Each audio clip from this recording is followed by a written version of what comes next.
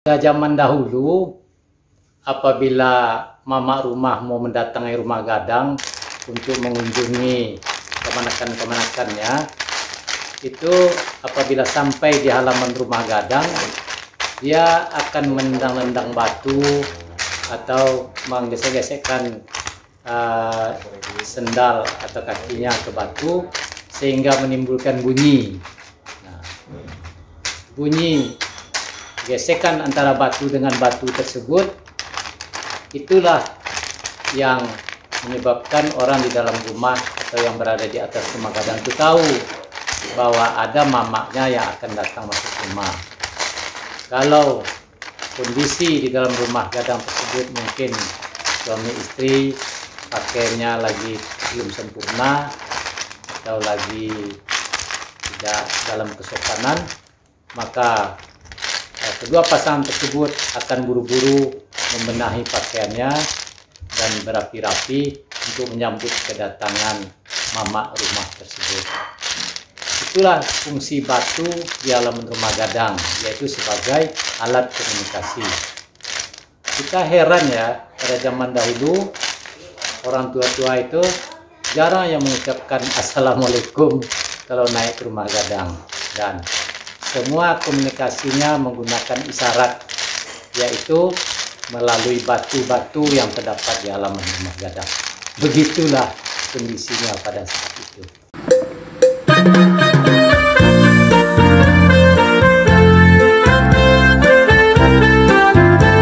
Mande Rancak Bana. Selamat bertemu kembali dengan Triha Channel, saluran yang membahas tentang kehidupan seputar rumah gadang.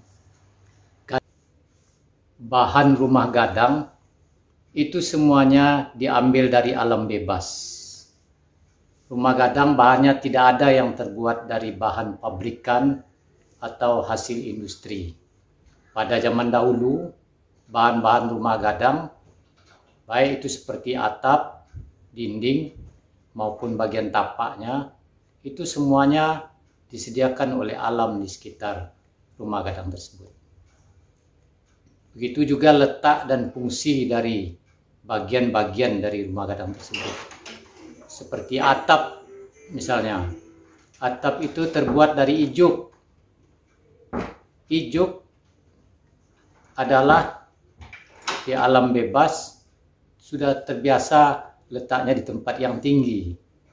Jadi penggunaannya di atas itu di rumah gadang itu juga ditaruhnya di bagian atas, yaitu untuk atap rumah gadang tersebut. Begitu juga mengenai struktur utama, baik itu dinding, lantai, maupun plafon dan lain-lain, bahan utamanya yaitu kayu. Itu juga diambil dari pohon-pohon yang sudah biasa berdiri kokoh di alam, di rimba raya. Oleh sebab itu, bahan-bahan yang digunakan untuk rumah gadang tersebut diambil dari alam bebas dan disediakan fungsinya sesuai dengan yang di alam itu. Apabila bahan tersebut emang adanya di bagian atas, di rumah gadang juga diletakkannya di bagian atas. Apabila sifatnya berdiri, yaitu itulah yang dijadikan tiang. Dan begitu juga mengenai tapaknya, yaitu yang terbuat dari batu yang disebut sandi, itu juga terdapat di permukaan tanah. Jadi itu filosofinya adat Minangkabau, alam bintang di langit kepedoman, alam takambang jadi guru. Jadi nenek moyang kita dahulu itu berpedoman kepada apa yang ada di alam dan diaplikasikan kepada hasil-hasil karya mereka.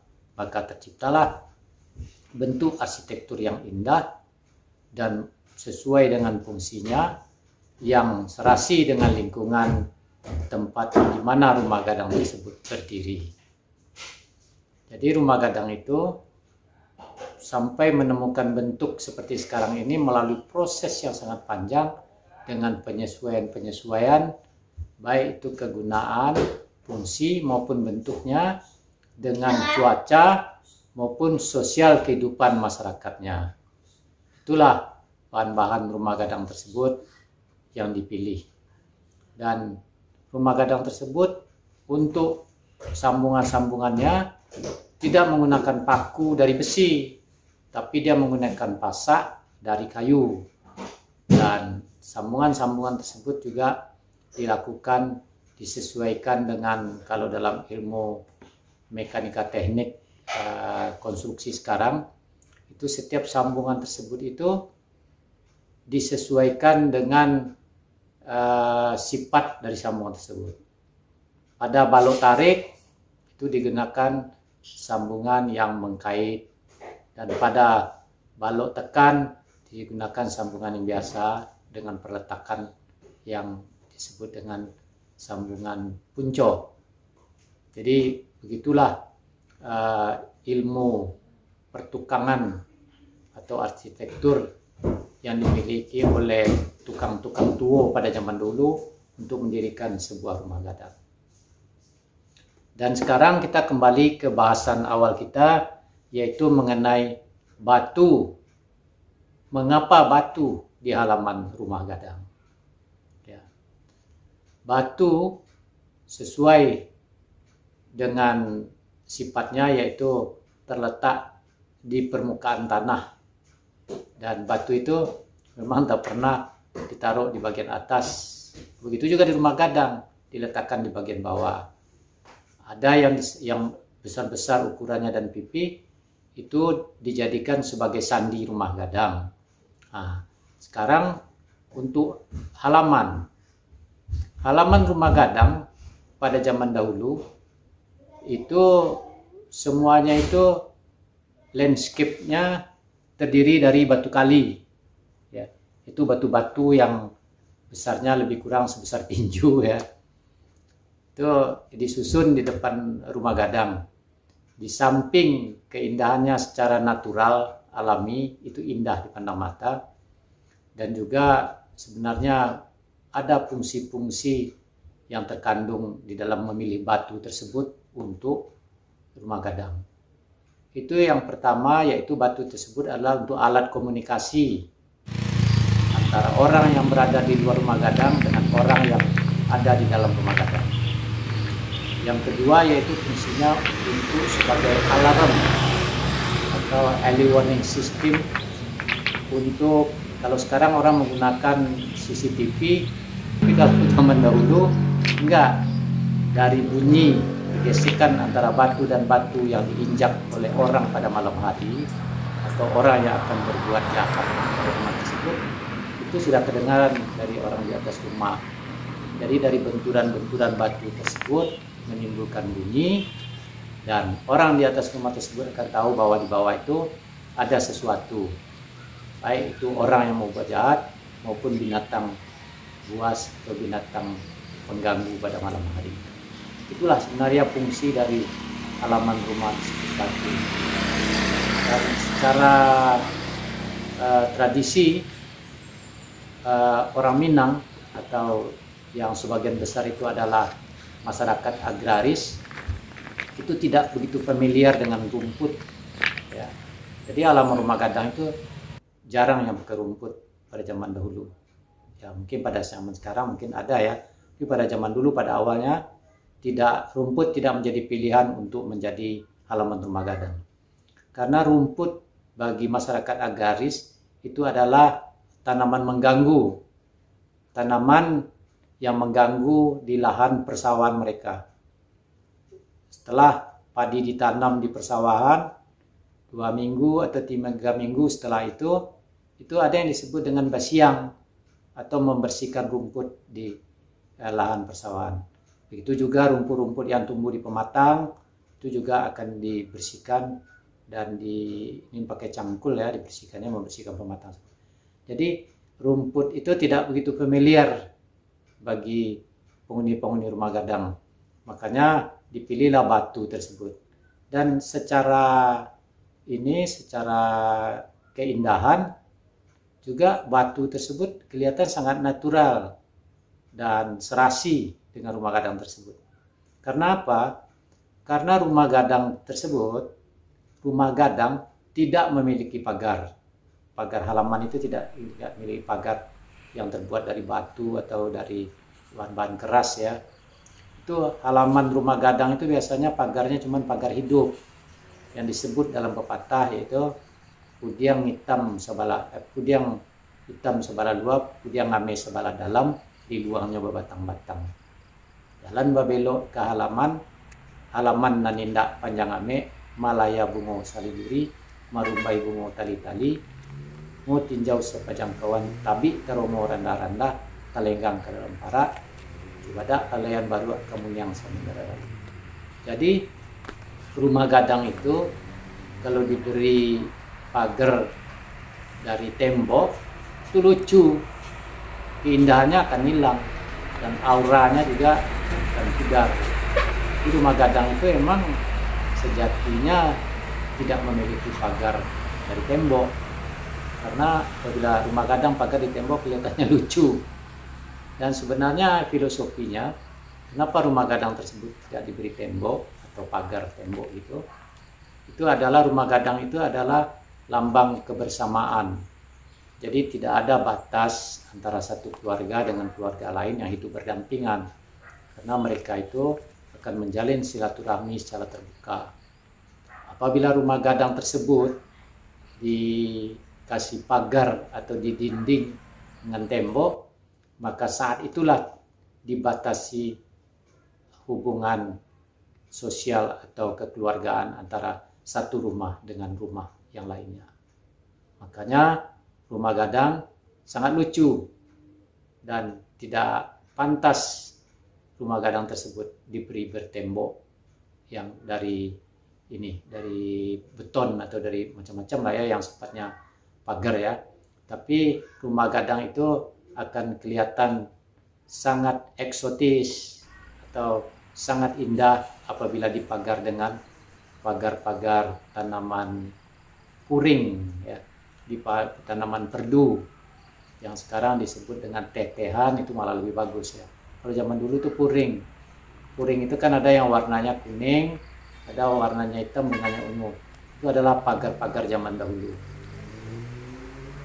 Dan halaman terbuat dari batu juga ya, fungsinya itu sebagai keamanan dan alarm untuk si penghuni rumah.